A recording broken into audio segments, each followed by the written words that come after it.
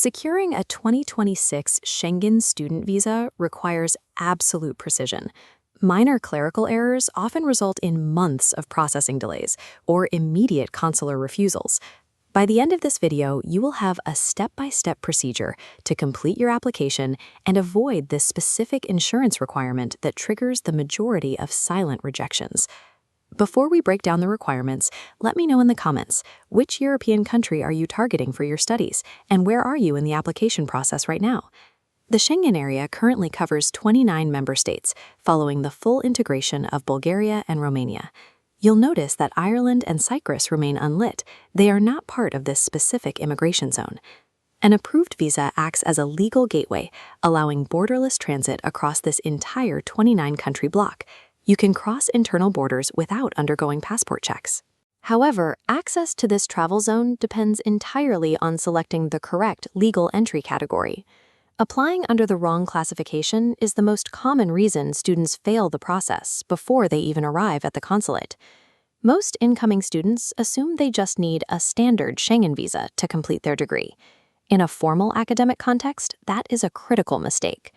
A Type C Schengen visa is a short-stay instrument, restricted to programs under 90 days.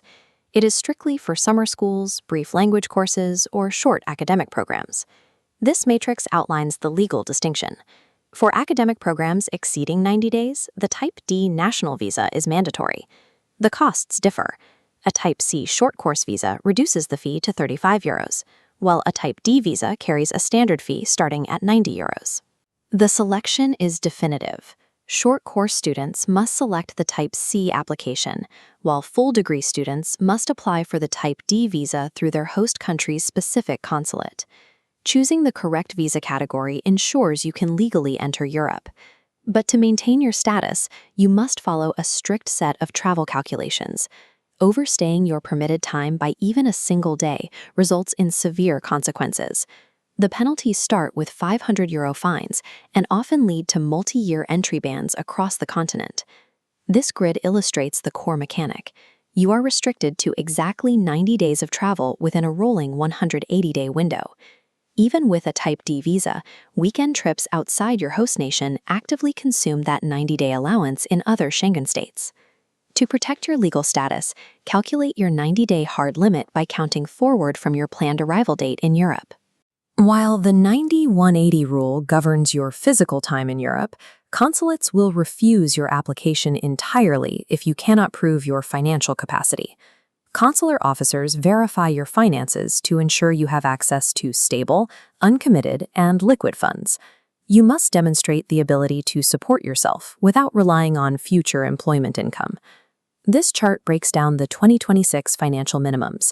Germany requires an 11,904 blocked account, France requires 7,380, and Spain 8,400.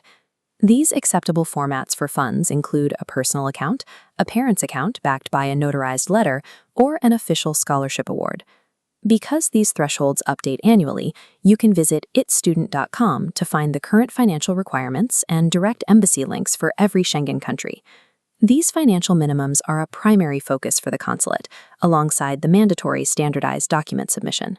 The core checklist requires an official university admission letter and proof of accommodation, and a passport with 2 blank pages, valid for 3 months after your expected graduation date. Meeting these financial and documentary thresholds is absolutely mandatory. If you fall short, you will not clear Europe's upgraded border security infrastructure. You'll encounter the entry-exit system the moment you land. Physical passport stamps have been replaced by digital biometric tracking at external borders. The airport process involves mandatory facial scans and fingerprint registration. This system automatically flags visa overstayers the moment their time expires. You might have heard rumors about the upcoming IDIAS 2027 system causing travel delays. That system applies strictly to short-term tourists and does not affect student visa holders.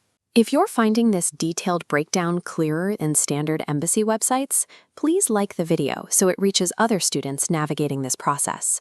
We must now cover a critical requirement that causes the majority of silent application rejections: mandatory travel medical insurance compliant with Directive EU rules. This policy highlights the exact legal parameters. Your insurance must cover a minimum of 30,000 euros for emergency hospitalization and repatriation across all 29 member states. Purchasing basic travel insurance instead of this specific 30,000 euro policy renders your entire application void. This is the most critical pre-departure purchase you'll make. To meet every requirement, we can break this process into a 3-month action plan. Your primary month 1 objective is to secure your unconditional admission letter and either gather your liquid funds or open your blocked account. In month 2, purchase your 30,000 euro Schengen medical insurance and officially book the embassy appointment.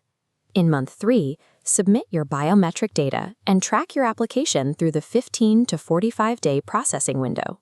A final warning: never purchase non-refundable flights until the physical visa sticker is securely in your passport. Now that you have the timeline, it's time to choose where to study. Click the video on screen to see our breakdown of Germany's top engineering schools, RWTH Aachen versus TU Munich.